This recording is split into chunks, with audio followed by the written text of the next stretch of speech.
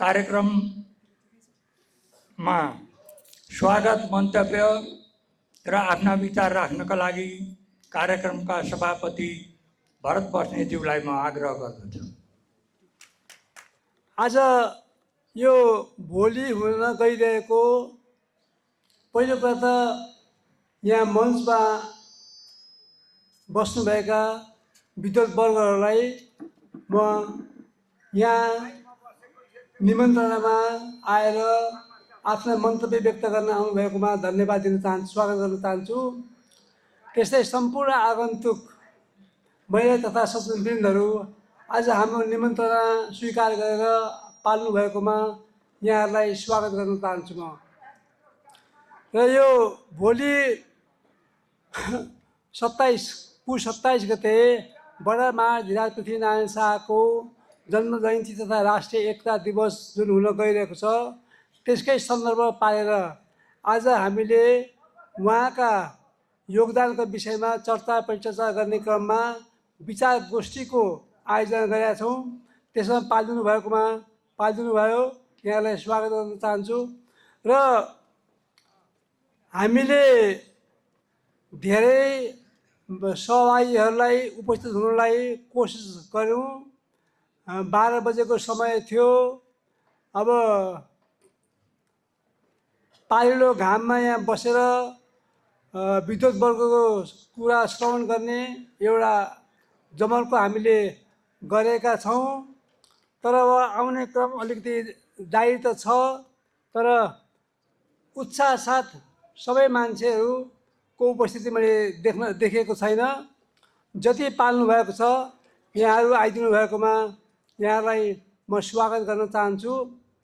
र पछि बोल्ने वक्ताहरूले बडा महाधिराज पृथ्वीनारायण शाहको विषयमा धेरै चर्चा गर्नुहुनेछ। त्यसले गर्दा म धेरै समय लिन्न, म छोटो समय लिन्छु।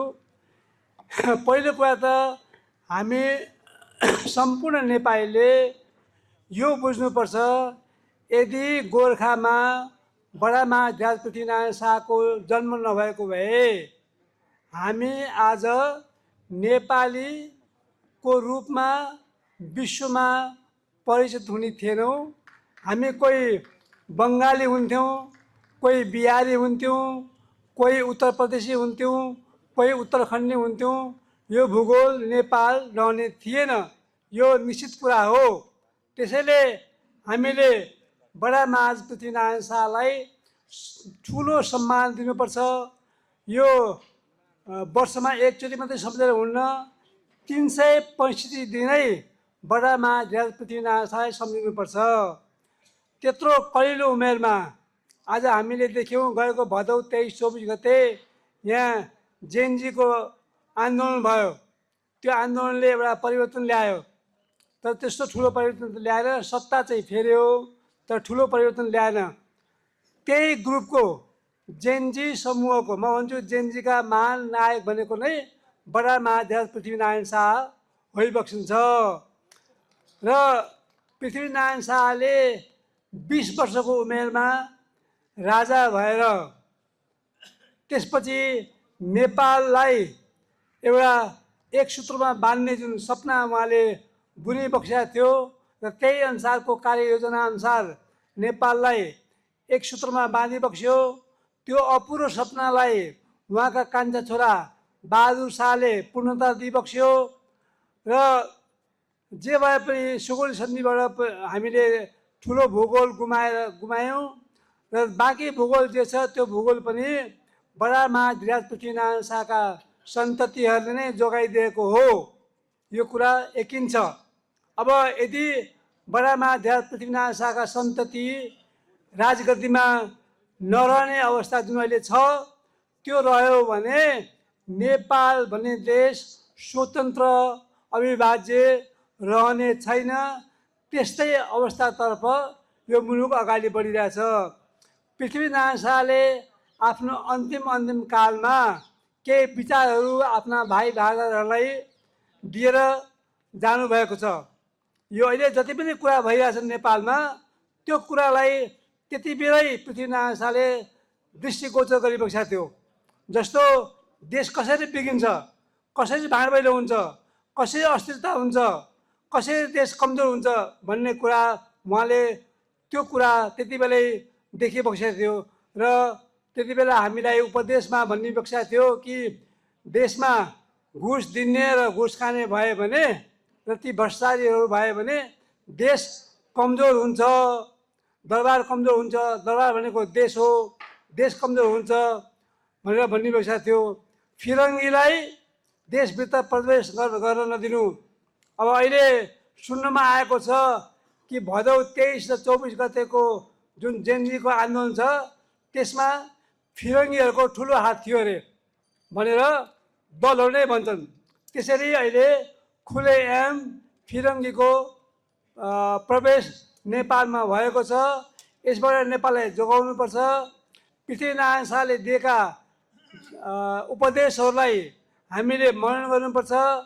तिनीहरूलाई एक एक उपदेशहरूलाई मनन गर्दै राष्ट्रलाई जोगाउने एउटा बाटोतिर हामी लागेनौँ भने हामी नेपाली भएर रहने अवस्था हुँदैन।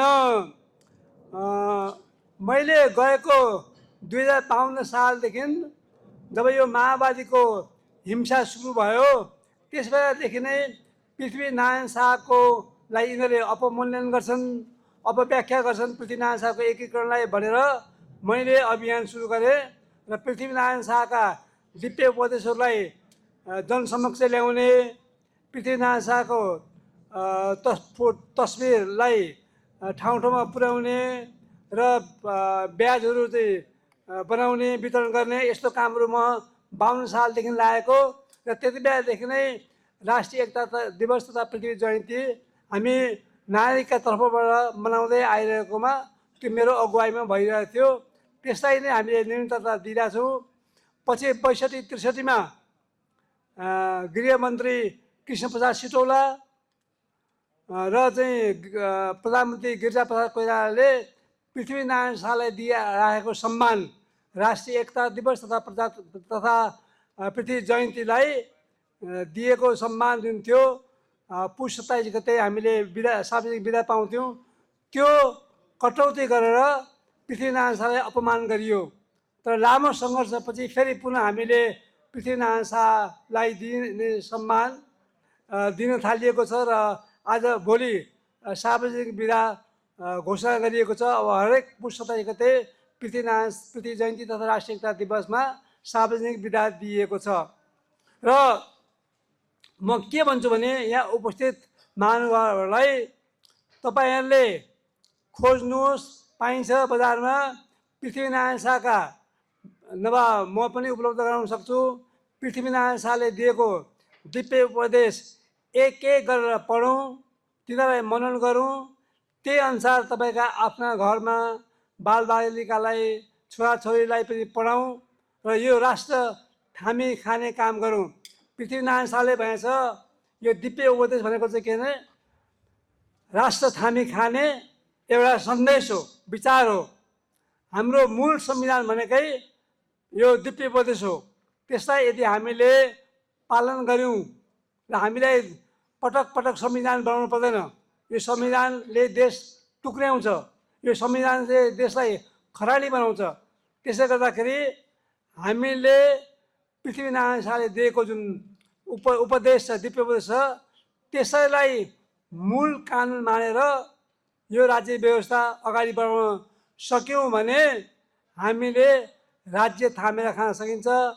आज देश जात जातिको नाममा विभाजित भएको छ, भाषा भाषीको नाममा विभाजित भएको छ, क्षेत्रको नाममा विभाजित भएको छ।